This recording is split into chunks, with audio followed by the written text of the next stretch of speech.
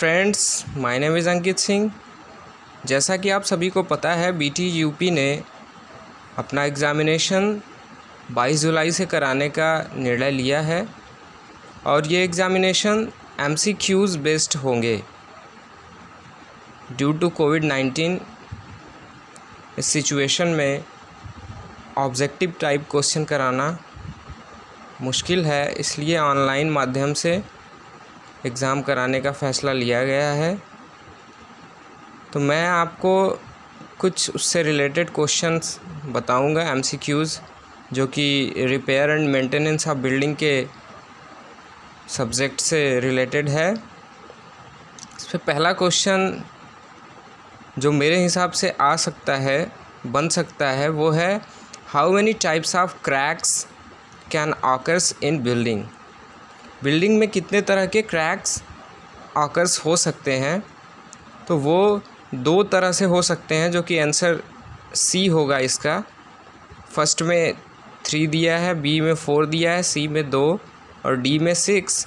तो इसमें 2 होगा। फर्स्ट होता है non moving cracks and second होता है मूविंग क्रैक्स।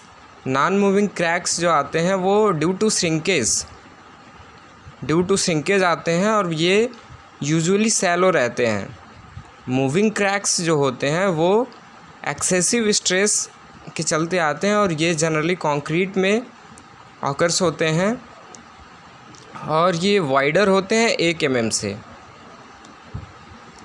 सेकेंड क्वेश्चन जो बन सकता है वो है creep in concrete structure increase with.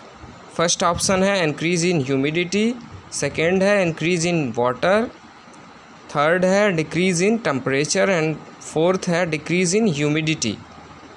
Friends, तो इसका आंसर हो जाएगा D, decrease in humidity. Creep जो है एक प्रोसेस है, स्लो प्रोसेस है, जो कि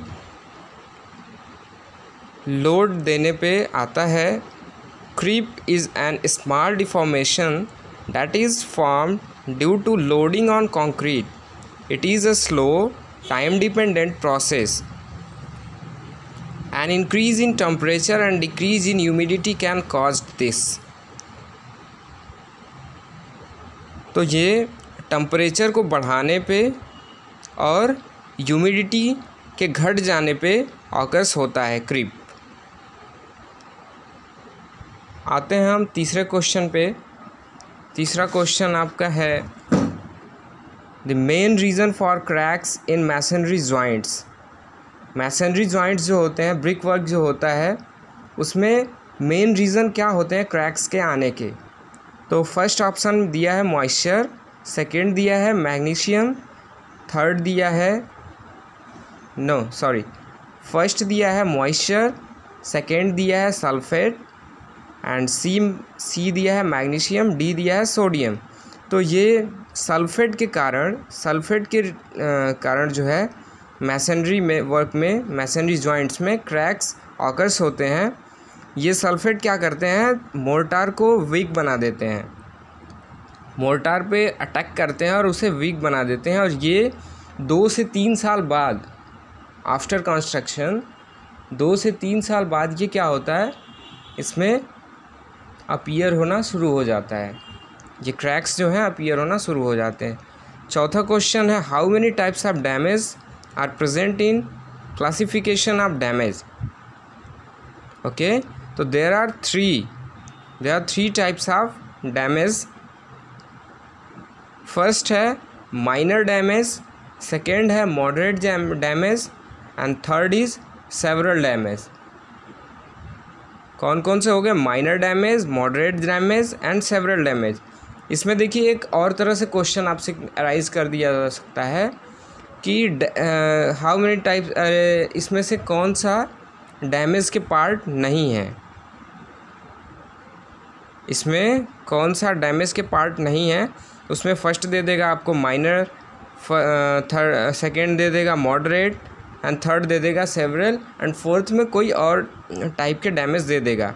और आपसे पूछ सकता है कि इसमें से कौन सा डैमेज के पार्ट नहीं है, क्लासिफिकेशन ऑफ डैमेज के पार्ट नहीं है। तो उसमें से आप ये तीनों आपको अगर पता होगा तो आप चौथे पर टिक करके अपना आंसर सही कर सकते हो। एंड फिफ्थ क्वेश्चन पे आते हैं। DPM stands for, DPM stands for, first दिया है आपको ऑप्शन में डैम्प प्रूफ मटेरियल, सेकेंड दिया है डैम्प प्रूफ मिक्स, थर्ड दिया है डैम्प प्रूफ मेंबर एंड फोर्थ दिया है डैम्प प्रूफ मेम्ब्रेन। तो यहाँ पे राइट को आंसर आपका हो जाएगा डैम्प प्रूफ मेम्ब्रेन। अभी के लिए ये 5 क्वेश्चंस इम्पॉर्टेंट क्वेश्चंस मैंने आपको प्रोवाइड किए हैं और आगे आपको मैं कुछ क्वेश्चंस प्रोवाइड करूँगा जो कि रिलेटेड होंगे इससे।